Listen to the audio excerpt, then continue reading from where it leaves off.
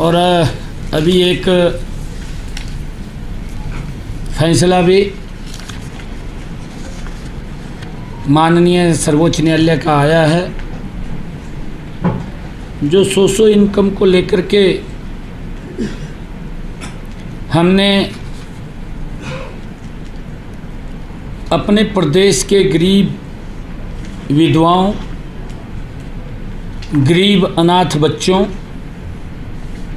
और दशकों से सरकारी नौकरियों से वंचित गरीब परिवारों के सदस्यों,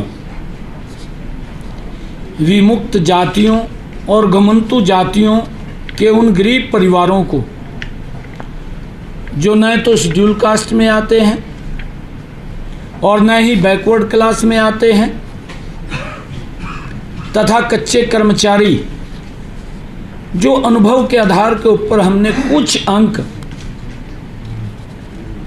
हमने देने की हमारी वर्ष 2018 से चली आ रही इस नीति को के ऊपर आज सुप्रीम कोर्ट का फैसला आया है। इस फैसले का हम सम्मान करते हैं। अगले 100 दिनों में, मैंने पिछले दिनों ये बात कही थी कि हम हरियाणा में 50,000 भर्तियां करेंगे। हम उन 50,000 भर्तियों का आने वाले समय में ये संकल्प लेते हैं कि हम उसको पूरा करेंगे। परंतु आपके माध्यम से आज मैं 5 बातें हरियाणा के जनता के सामने पहुंचाना चाहता हूं।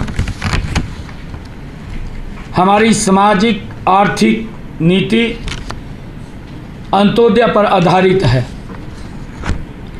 हम इस नीति पर अडिग थे, अडिग रहेंगे, अडिग हैं। जिन हजारों युवाओं ने आज इस नीति के बल पर हरियाणा सरकार में ज्वाइनिंग की है, किसी को भी निकलने नहीं दिया जाएगा। आज इस फैसले से सीईटी के एग्ज़ाम पर कोई सवालिया निशान नहीं है। कांग्रेस के लोग इस फैसले पर ओछी राजनीति के लिए उल्टे सीधे बयानबाजी कर रहे हैं। वो झूठ फैलाने का काम कर रहे हैं, वो भ्रम फैलाने का काम कर रहे हैं। यदि कांग्रेस के लोगों को इन गरीब विधवाओं, गरीब अनाथ बच्चों, बिना नौकरी वाले परिवारों, कच्चे कर्मचारियों, विमुक्त जातियों के युवाओं के खिलाफ हैं, तो इस पर विचार करें। मैं कांग्रेस के लोगों को कहना चाहता हूं, वो इस पर विचार करें, क्योंकि हमारी सरकार गरीबों के हकों के लिए लड़ रही है। हम इनको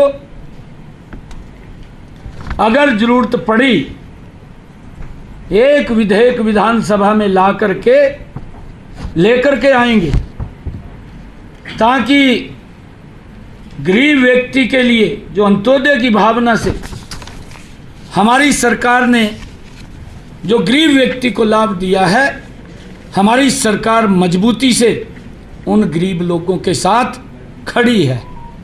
टस से मस नहीं होगी। चाहे हमें रिव्यू पिटीशन में जाना पड़े, चाहे हमें विधानसभा में विधेयक लेकर के आना पड़े, हम गरीब लोगों के साथ हैं। परंतु पिछली सरकार के दौरान जो कांग्रेस के लोग आज उन गरीब लोगों के, अगर किसी के परिवार में नौकरी नहीं है, परिवार गरीब है, अनाथ है, माँ बाप नहीं है, घर में कमाने वाला कोई नहीं है, अगर इस योजना के माध्यम से उस परिवार में अगर दीपक जला है, अगर प्रकाश हुआ है, तो कांग्रेस के लोगों को इतना उत्साहित होने की आवश्यकता नहीं है। अगर वो इतना उत्साहित हो रहे हैं तो ये कांग्रेस के लोग, ये गरीब के विरोधी हैं। ये स्पष्ट इनके इस बयानों से दिखाई दे रहा। मैं उनको आईना भी दिखाना चाहता हूं, जो लोग ट्वीट करके बात करते हैं, जो लोग इस फैसले के ऊपर भ्रम की स्थिति पैदा कर रहे हैं। इनकी सरकार में सरकारी नौकरियों लेने के अंदर भाई भतीजावाद एकदम सर उठा करके दिखाई देता था। क्षेत्रवाद, जातिवाद का बोलबाला था। यह कांग्रेस की सरकार के अंदर था। नौकरियों की बोली लगती थी। जिनके पास ज़्यादा पैसा होता था या जितनी ज़्यादा पहुंच होती थी, उसी को ही नौकरी मिलती थी। इससे योग्य युवाओं में हताशा और निराशा ये कांग्रेस के समय में युवाओं के अंदर पनप गई थी। युवा पढ़ने के तरफ नहीं, इनके चक्कर काटने में लगा रहता था। माँ बाप भी इनके चक्कर काटने में लगा रहता था और अपने पड़ोस गांव के लोगों को भी लेकर के इनके चक्कर काटता रहता था कि हमें नौकरी मिल जाए। ये हालात इनके समय के अंदर था। परंतु गरीब व्यक्ति को, जिसके पास पैसा नहीं होता था, बहुत सारा बड़ा वर्ग एक ऐसा था जिसके पास देने के लिए वोट तो थी, परंतु इनके पास उनको देने के लिए नौकरी नहीं थी। किसी भी गरीब व्यक्ति को जिसके पास पैसा नहीं था, एक भी बच्चे को इन्होंने नौकरी नहीं दी, क्योंकि पर्ची और खर्ची से नौकरियां लगती थी, नौकरियों की बोलियां लगती थी। गरीब व्यक्ति की पहुंच से नौकरियां दूर थी। परंतु अगर आज हम देखें, हमने योग्यता के आधार पर बिना पर्ची, बिना खर्ची के 1,32,000 नौकरियां देने का काम किया है। 1,32,000। जो लोग ट्वीट करके वाहवाही लूट रहे हैं, उन गरीबों का अपनी सरकार के अंदर तो मजाक करते थे। अगर हमने उनको कहीं गरीब व्यक्ति की हमारी सरकार ने चिंता की है, गरीब व्यक्ति के साथ हमारी सरकार खड़ी है, तो उसको लेकर के भी इनके पेट में दर्द हो रहा है। हमारे युवाओं में आज एक नई आशा और विश्वास का संचार हुआ है। वे नौकरी पाने के लिए किसी नेता की दहलीज के ऊपर हाथ नहीं फैलाना पड़ता। आज अपना स्वाभिमान से सर ऊंचा करके मेरा युवा आज हरियाणा सरकार की नौकरी ले रहा है। ये विश्वास जगाया है। पहले तो वो सिफारिश ढूंढते थे और आज लाइब्रेरी ढूंढते हैं। ये अंतर कांग्रेस की सरकार में और हमारी सरकार के अंदर आया है। और मैं ये भी बताना चाहता हूं कि हमारे हाई कोर्ट की डबल बेंच ने भी 7 दिसंबर 2018 को माननीय उच्च न्यायालय ने सरकार के सामाजिक आर्थिक आधार पर हमने जो 5 अंक दिए थे, जिसका प्रावधान किया था, उसकी सराहना भी की थी, ये हाई कोर्ट ने की थी। मैं बताना चाहूँगा कि हमने अंत्योदय के संकल्प को पूरा करने के लिए कमज़ोर वर्ग के 5 अतिरिक्त अंक देने की नीति 2018 के अंदर ये हमने बनाई थी, और इस नीति के कारण हजारों गरीब युवाओं तथा कच्चे कर्मचारियों को पक्की सरकारी नौकरी मिली है। इससे आहत होकर के कांग्रेस द्वारा प्रायोजित भर्ती रोको गैंग समय समय पर इस नीति के रास्ते में रोड़े अटकाता रहा है। मैं उनको कहना चाहूँगा कि ये भ्रम फैलाने का प्रयास न करें। सरकारी नौकरियां देते समय हमने प्रदेश के गरीब परिवारों का भी पूरा ध्यान रखा है।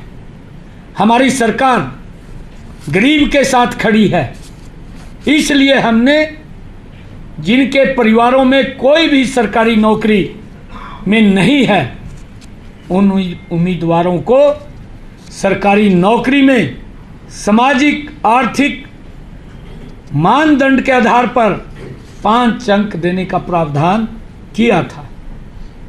कॉमन पात्रता परीक्षा का पेपर 3 वर्षों के लिए मान्य है।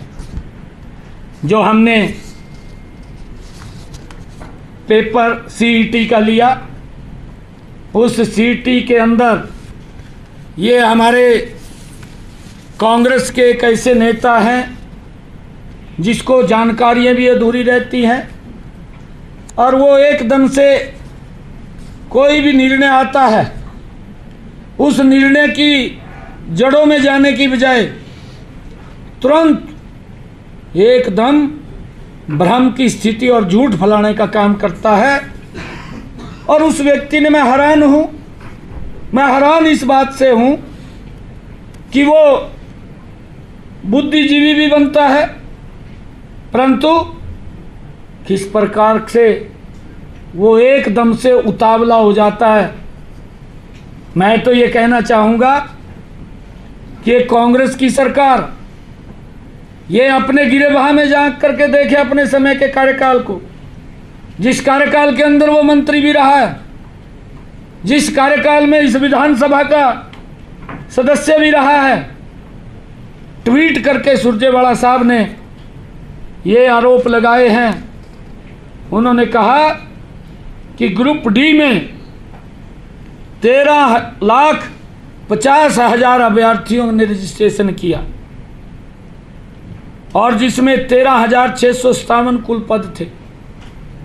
बिल्कुल ठीक कहा, हम इसका विरोध नहीं कर रहे हैं, परंतु मैं उसको बताना चाहता हूं कि 13,50,000 अभ्यर्थियों ने इसमें रजिस्ट्रेशन किया। 9.5 लाख युवाओं ने पेपर में उन्होंने सीईटी का पेपर दिया, और 4,20,000 युवा ने क्वालिफाई किया। जो मैंने कहा है कि वो 3 वर्ष के लिए मान्य है, और इस पेपर में कोई भी सोर्स ऑफ इनकम का सवाल ही नहीं है। सीईटी से ही हम अगर किसी डिपार्टमेंट के अंदर कहीं आवश्यकता पड़ती है तो हम इसी सीईटी से जिन्होंने क्वालिफाई किया है इसी से उठा करके ही उन बच्चों को रजिस्टर करने का काम करते हैं। ऐसे 11,000 युवाओं ने अपनी नौकरी को ज्वाइन किया है, और उसमें से 2,657 ऐसे बच्चे थे कि जो इस सोर्स ऑफ इनकम के कारण वो ज्वाइन करने थे, परंतु अभी हमने इन बच्चों के रिजल्ट को रोका हुआ था, हमने उनको ज्वाइन नहीं किया। और 11,000 जो बच्चे हैं जिन्होंने ज्वाइन किया है उनको किसी प्रकार की कोई दिक्कत, कोई समस्या नहीं है। मैं इसीलिए कहना चाहता हूँ कि वो भ्रम की स्थिति ना फैलाए, एकदम ही वो उतावला हो जाता है। अरे अपने गिरेबान में तो जहाँ तू पहले तेरी सरकार क्या काम करती थी, तेरी सरकार के अंदर तो जिसमें तू मंत्री था, किस प्रकार से नौकरियां बिकती थी, उसका कोई सिस्टम भी नहीं था। और कोर्ट इनको आईना दिखाने का काम करता था, उन बच्चों को भी बाहर करता था। परंतु आज मैं ये बात कहने के लिए आया हूँ कि इन 11,000 बच्चों को किसी प्रकार की कोई भी दिक्कत, समस्या नहीं है। ये मैं कहने के लिए आया हूँ। और जहाँ तक इन्होंने एक और बात की है ग्रुप सी की, ग्रुप सी की भी इसने ट्वीट करके, क्योंकि ये उसकी जानकारी तो इसको होती नहीं है, ऐसी इनके मुखिया हैं पार्टी के, उसको भी कोई लिख करके दे देता है और वो पढ़ करके बोल देते हैं सेम पोजीशन इसकी है। ये भी उसको कोई लिख करके देता है, उसको पढ़ देता है, उसकी जानकारी में नहीं जाता। झूठ फैलाना है, क्योंकि डीएनए के अंदर है झूठ फैलाना, और उसको लेकर के लगातार ये झूठ फैलाने के अंदर लगे हुए हैं। इन्होंने जो ग्रुप सी की नौकरियों के बारे में भी बात कही है, इसमें 10,000 से अधिक युवाओं ने 2,000 पदों के लिए पेपर दिया, वो भी सीईटी से था। ये सीईटी का दूसरा भाग है, और ये भाग वो है जिसमें टेक्निकल बच्चे आते हैं। और जब इनको बुलाया गया, क्योंकि उसके अंदर 4 टाइम हम बच्चों को बुलाते थे, सीईटी के अंदर हमारे पास इतने बच्चे ही नहीं थे कि वो 4 टाइम हम बुलाएं। ये इसको जानकारी भी नहीं है इस बात की कि हम जितने बच्चे हमें बुलाने थे उतने बच्चे क्वालिफाई नहीं किए, क्योंकि उसमें कोई जेई है, कोई लैब अटेंडेंट, वो टेक्निकल आधार के ऊपर ये भर्तियाँ हैं ग्रुप सी की। और जितने बच्चे इसके अंदर आए उन सब को हमने इंटरव्यू के अंदर शामिल किया, उनका पेपर लिया, और उस पेपर के आधार के ऊपर ही हमने उनको इसके अंदर रजिस्ट किया है। अगर कोई इसके अंदर दिक्कत आती है, ये बच्चे ज़्यादा नहीं है, इनका पेपर ही होगा, इन्हीं में से ही होगा, और यही वो बच्चे हैं। एक भी बच्चे को निकलने की इसके अंदर कोई गुंजाइश नहीं है। ये भ्रम की स्थिति फैलाने का काम कर रहे हैं।